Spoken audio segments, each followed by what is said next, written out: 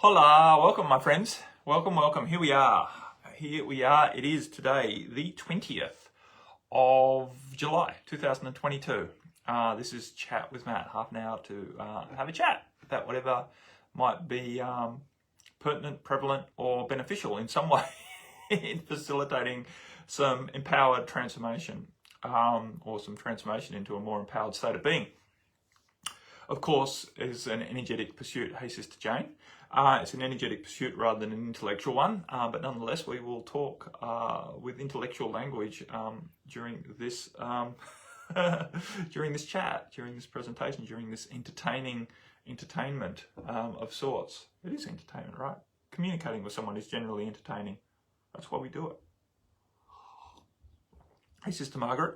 So yeah, here we are.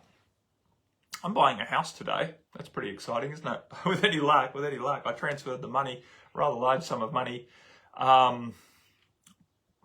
nearly 7 figures out of my bank account last night into my solicitor's trust account. So hopefully we get presented with some keys today and actually have an asset to show for that rather large sum of money. That would be good. Otherwise, I might be a little bit upset. So yeah, that's always exciting and triggering. You know, I don't particularly enjoy dealing with that level of quote-unquote responsibility, pressure, levels of authority and trying to get things right. Like it was like 3/4 of an hour in the bank just to do a freaking transfer as she checked and double-checked and ID and checked with the manager and da-da-da-da-da-da. You know, it's freak. I know it's a big sum of money. It's good that they're prudent and careful, but just... being in a bank in general is just, it's like being in a tax office or being in immigration control in an airport. It's just got this level of, these people have a level of authoritarian control over my life, right? They're saying yes or no to what I do with my money. Sort of, you know, it's not like they're, you know, externally screwing down on the money, but you know, it's that sort of thing. I better mind my P's and Q's here. These people have my money that I want and I need to do something with it, so I better do what they say. Not that I wore a mask in there. I was very proud of myself. Just wandered on in and stood there at the counter, and no one seems to say boo these days, but still, you know, 90% of the population or thereabouts seems to be complying with what mainstream is asking of them, even if the science really doesn't back it up. But anyway, that's another story. I'm not going there. So, hey brother Glenn. So yeah, I popped a little post on last night that with me sitting in a lounger at the poolside in Bali, which was taken nearly 3 years ago. Yeah, it would be nearly 3 years ago. That will be August, September, I guess, 2019, before all of this SH1T befell on us. Anyway, it says, forget about how and focus on the why and just be in the what. So in other words, don't get too caught up trying to figure out how you're going to achieve things. Just really align with the vibration of what you are achieving, the vibration of what you are achieving, as opposed to the intellect of what it is. Be that and focus on why it's important. What's driving you to desire this outcome. When you focus on your outcome and really embrace the emotion of why you are choosing it, the hows, the progression, the solutions tend to flow in, not necessarily in an obvious way, and certainly not in a predictable way. It's not like all of a sudden you get the whole plan. You just get one step at a time that feels in alignment with the vibration that you are choosing to embody. And if you're willing to step past your doubts and follow the yellow brick road, follow the breadcrumbs, then you end up living a life that's good. Hey, Sister Sheena and Michelle. So anyway, I've got a couple of questions. So the first few comments were just about, you know, that looks great, sitting poolside in Bali, which it was and would be. But I'm here and I'm about to renovate a house for the next 6 weeks in rather an intense fashion. Starting with any luck this afternoon, as I get in there and tear out a bathroom and a kitchen and, start prepping for plumbers and electricians and all the rest of it that needs to be done. Anyway, Margaret wrote in, why do I attract male millennial sociopaths into my work life? Question mark. Seriously, this is twice now. Sigh. any wisdom would be welcome. Anyway, okay, well, twice is not necessarily, well-founded, habitual pathway, right? But anyway, I wouldn't get too worried the fact that it's happened twice. You know, if it happened 10 times or 50 times, then I'd start to be thinking, hang on, there is definitely a pattern in this. But twice definitely generally doesn't define a pattern. But anyway, I get it. Why are male millennial sociopaths coming into your work life currently? Because that's the state of what we are releasing. The shadow masculine discordance is what is up atmospherically, socially, societally now.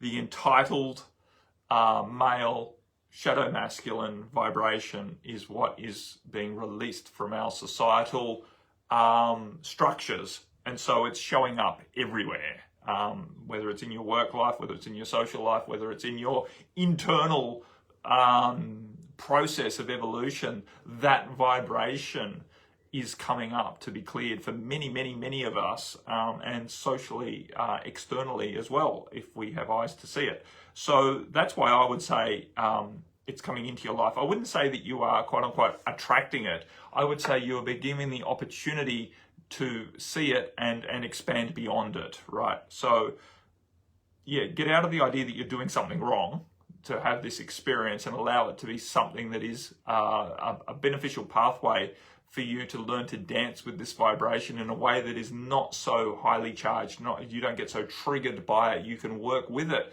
staying in your feminine power, in your grounded, compassionate, loving self, right? You don't have to get caught up, because the problem is when these sort of sociopathic sort of male entitled energies get in our place, we tend to judge them as wrong and then fight against them, and of course that entracts the vibration. But if we can see it for what it is, oh yeah, here we go again, another opportunity to expand out of this entracted vibration that has been on the planet for so long, then we can work with that opportunity in a much more empowered way, rather than sort of lowering ourselves to that level to sort of fight against the wrongness of what they are, and try to teach them or try and correct them or try and avoid them, but rather just see them for what they are, an opportunity to expand and do the do, right? Just to, dance in your beingness. And it is a sigh, and it is frustrating and annoying and tiring, definitely very tiring. I think we're all very fatigued at having to work through these energies on the planet right now, in whatever way we're having to do it. But if we have eyes to see it, there are lots and lots of examples of the antidote to that sort of male millennial sociopath emerging as well. While this sort of vibration is quite intense right now and quite sort of aggressively in our face, there's also sort of this groundswell of the silent majority embracing a much more heart-centered compassion, even if they're not even really aware of it, and even if they're not really expressing it yet. I think this groundswell of sort of more feminine energy is actually pushing this male discordance to the surface to be dealt with. So it seems like we're going backwards, both for ourselves personally, both for other people that we might be witnessing. It's like, well, they're really acting out right now. They're going through a process of purification. So are we, and so is society in general. So the fact that a lot of this sort of entitled, righteous, misogynic energy is on the surface right now, I don't think that it's necessarily a bad thing. If you have eyes to see what's driving this purification, it is actually the uprising of the divine feminine, more compassionate, collaborative, inclusive vibration that's emerging from people's hearts and pushing all of this mentality out. Hopefully that helps, Margaret. I'm very happy to keep dancing down that route if you or others have a desire to question anything. I'm not here to lay down the law, that's for sure. This is a discussion, not a lecture. Although it seems like I'm the only one doing the talking, right?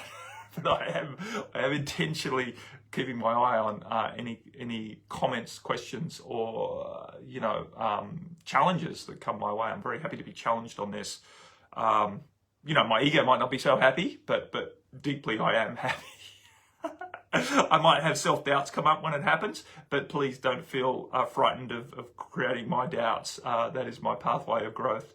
And the reason that I get on and do these things, quote unquote, reasonably publicly, is to give myself the opportunity to stand in, this process of moving past my doubts and expressing myself as best that I can. Margaret wrote, thank you. I just get irritated with their shit. Yeah, of course, we all do.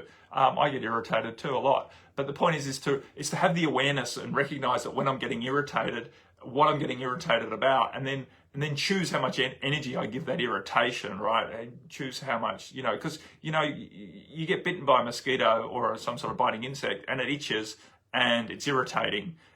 If you scratch it, it tends to get a lot worse, right? If you give it a lot of attention, it gets a lot worse. If you do some, clever things like put some soothing balm on it or whatever, some ice or whatever works for you, then while you've been aware that you've been bitten, you're aware of the irritation, you've done something responsible about it, and therefore you're no longer so irritated. And it's the same with this, right? If we keep scratching the itch of this irritation, then it tends to get worse. If we expand out of it while still taking sensible action steps, it's not like we allow them to, push past our boundaries, etc. But we just take away the wrongness of the experience, and therefore it doesn't derail us from where our energy would be much more beneficially projected or invested. Sister Jen said, I know the answer to many things is relax and trust, allow, accept. But when it comes to addictions, this seems to not work. I'm guessing more self-boundary work is needed.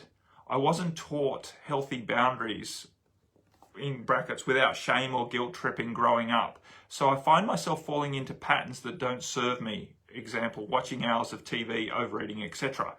I'm trying to differentiate this idea of acceptance with choosing to do something even though I don't feel like it, because I know it's what's best for me. Yeah, this is an important definition. If we go right back to the start, the answer to many things is relax and trust and allow and accept. But equally, I'll read that in a second, Michelle. Equally, it's really important, quote unquote, to balance that equation of allow and accept along with the part of the equation, which is maintain our intent on where we are going, right? And do practices that help to reinforce that. That's what our meditations have, this double-sided and different spiritual practices as well, whether that be dancing or whether that be conscious breathing or walking in nature, etc. We have two aspects to our spiritual practices. One is to relax out of stress and allow ourselves to connect more deeply with our intention, our intuition and our sense of being, right? And the other part of our meditation or spiritual practice is to reinforce our intent, what it is that our soul, our heart desires to achieve on this planet, right? What we're here to do and be, more importantly. I like to put the beingness above the doingness.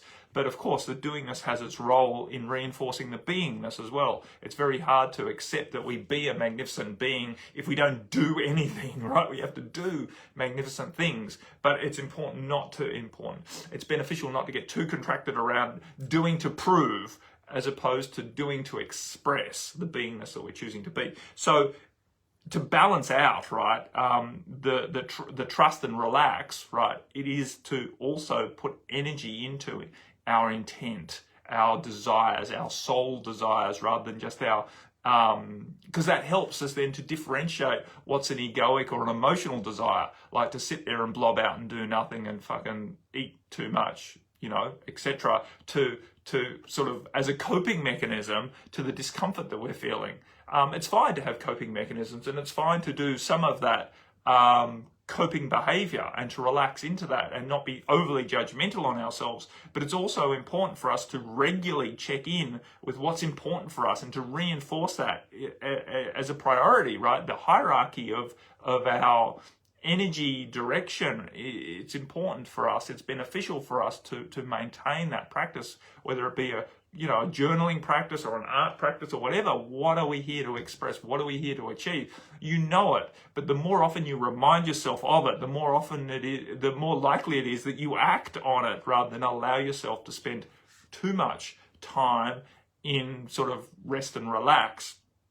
When I say relax, I quite often caveat this. It's not lying in a hammock and it's not binge watching Netflix. It's letting go of stress, right? You can still be very, very active while you relax.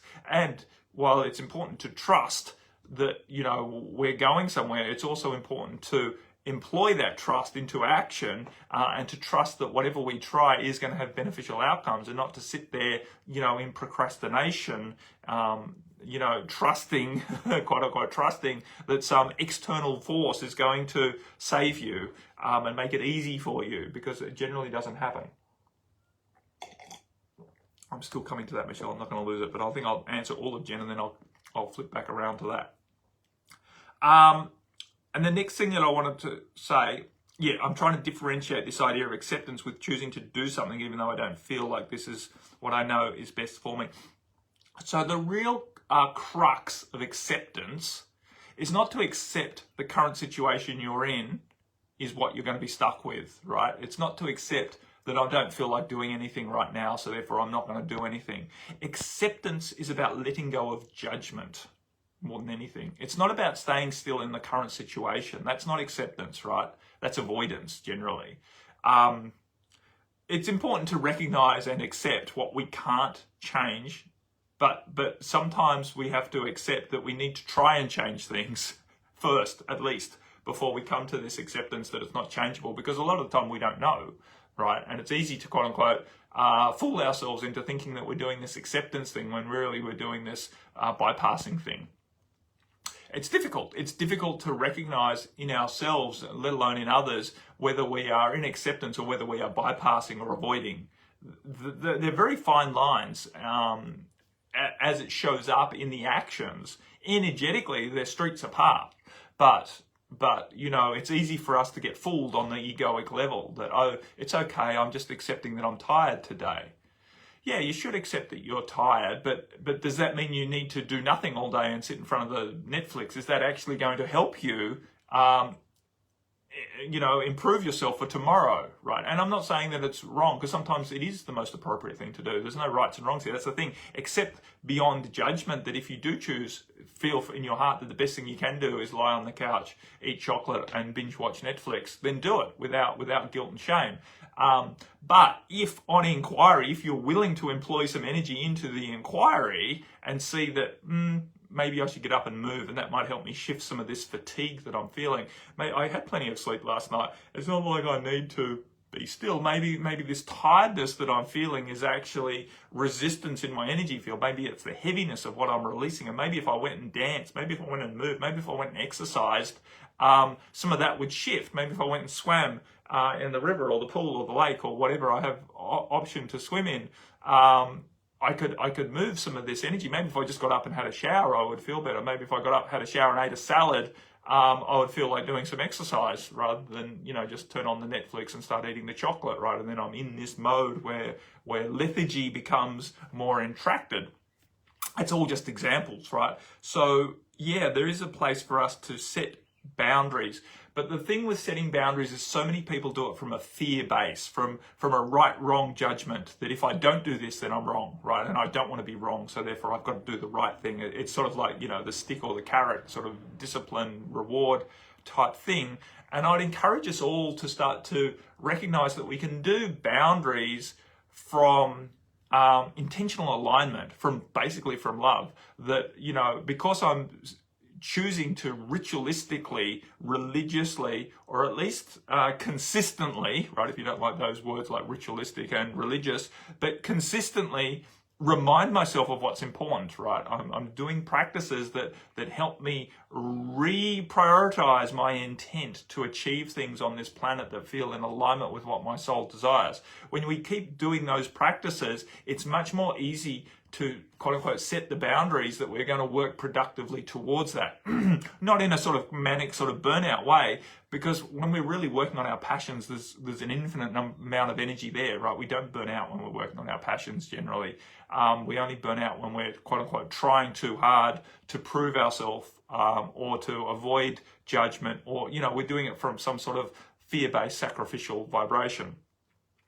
So yeah, I think the general advice is to invest energy, be willing to invest energy in reinforcing your intent.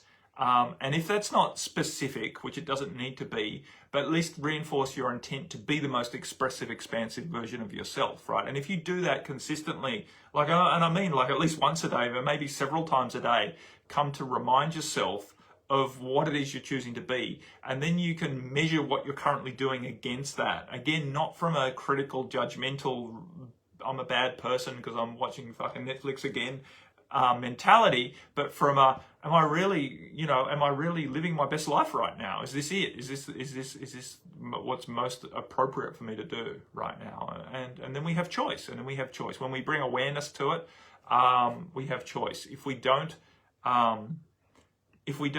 though reprioritize our intent, then we tend to lose that awareness, and therefore we don't make choices in ways that would be potentially more expansive. Okay, hopefully that answered that, Jen. I'm very happy to keep dancing down that path as well. I'm just opening up here, and I'm going to read what Michelle has written in. Michelle said, I've been having disturbing dreams for some time that makes me feel so down in the morning. I spend some time in the mornings telling myself it's just for releasing, but it takes some time to feel better. Is there something else I can do? Well, what you're doing sounds great for a start, and just to help you, let go of some judgment around that. That is very common right now. A lot of what we are releasing is coming up quite intently, and dream state is one of the ways that we process a lot of our subconscious stuff. I'll just use that word, stuff. And so it is beneficial to recognize that you are feeling down, heavy, dense in the morning because you've been dealing with releasing, processing dense energies through the night. And so good, be aware of that. And it's great that you're choosing to spend time in the morning reminding yourself that this is coming up to release, and it's not a premonition that something's bad going wrong, and you don't need to apply any more energy to it, and you certainly don't need to judge yourself as wrong, even though it is quote unquote frustrating that we're not having, many of us are not having what we might consider good quality sleep at the moment. I too am waking up, quote unquote, it's time to get up, not feeling particularly well rested at the moment, not feeling particularly box of birds.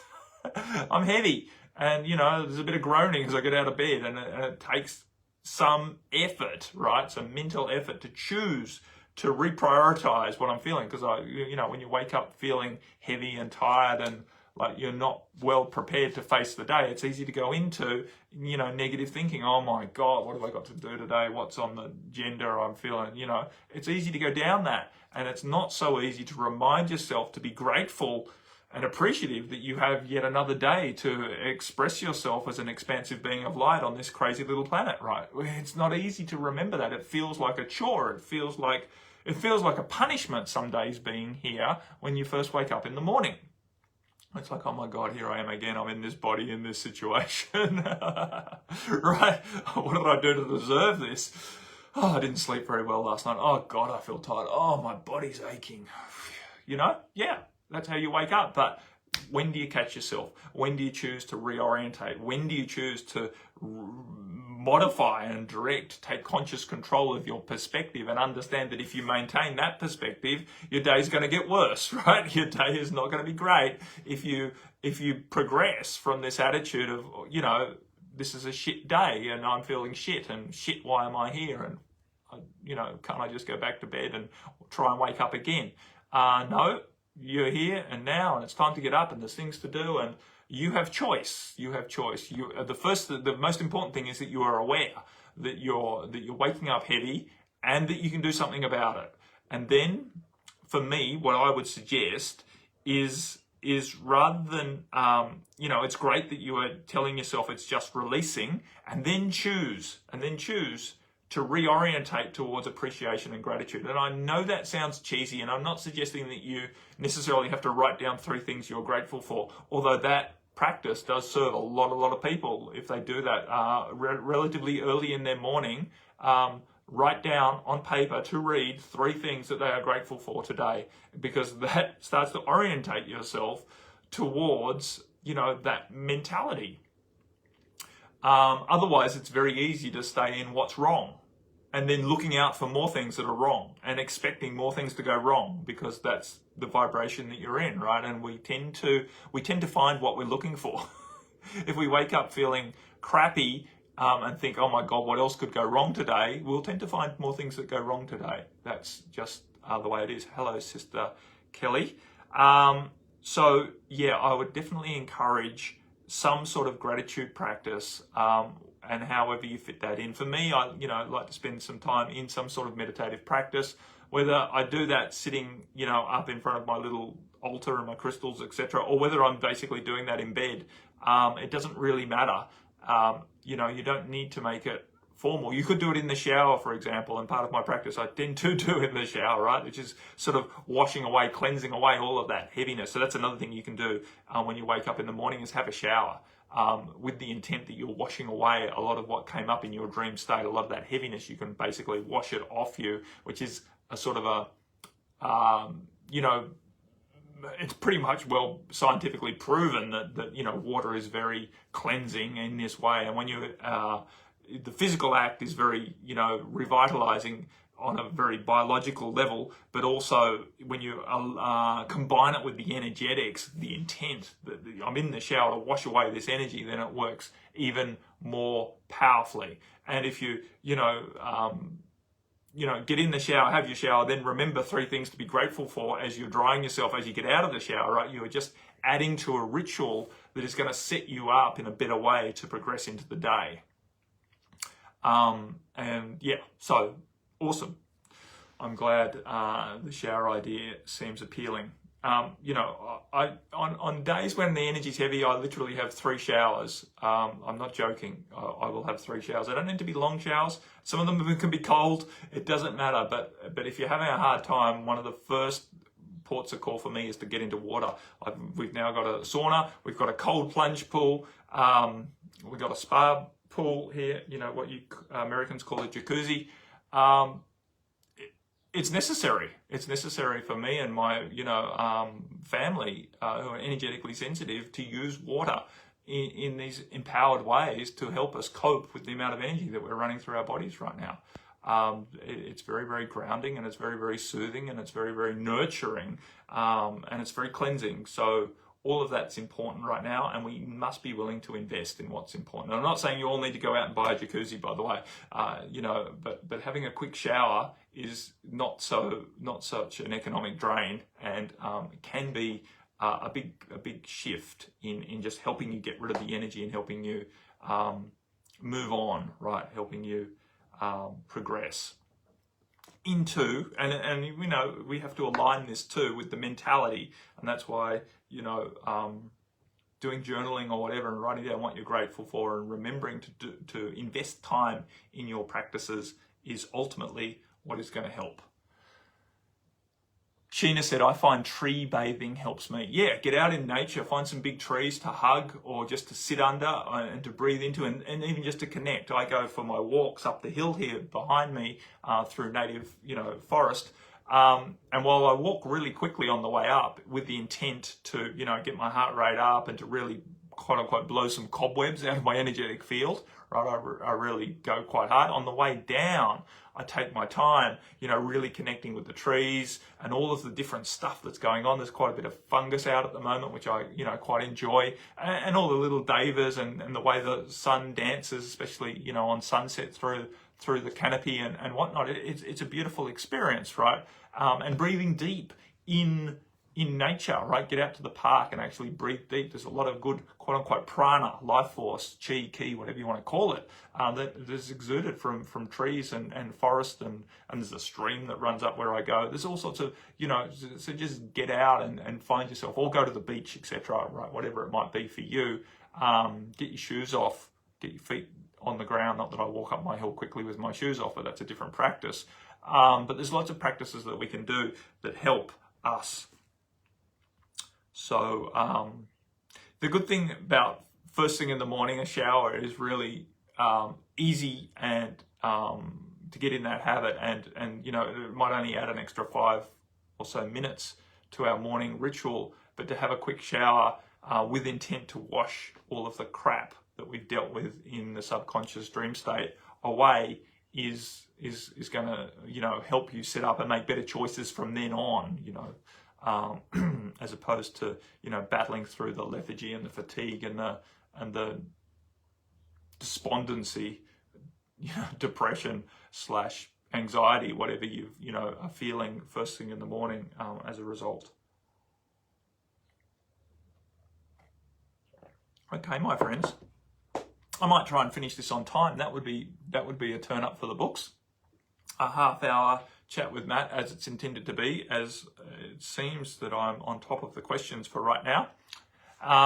So yeah, let's leave it at that. Much love to you. I will be back next week with a report in how my renovations are going. Hopefully the plumber's been, and though it's pre-piped, and I'm getting on to lining the walls in plasterboard that I've had to buy on the black market, basically, because we've got a national plasterboard shortage here in New Zealand. So I've had to pay over twice retail to get some required to do the job. But there you go. Where there's a will, there's a way. We will always, in this big scheme of things, it's not that much money, but even though it's disappointing and it could be easy to get, resentful to the fact that I've been quote unquote ripped off, having to pay extra for a material that I should be able to get, due to incompetences all round based on the government and big corporation here, has led to the fact that supply issues have befallen the building industry. But anyway, that's again another story, and we don't need to go down there, right? That's what I mean. We don't need to get frustrated about that. We just do what we need to do and trust that it's serving us. It's just served me to pay twice as much for the jib. We call it jib, but that's just the brand name of the plasterboard. And it's not a big deal, and we move on, right? For whatever reason, we'll do what we do in order to achieve the results, to achieve the outcomes that we desire, without getting righteous, without getting frustrated, without getting... much love, my friends. Bye for now. Bye.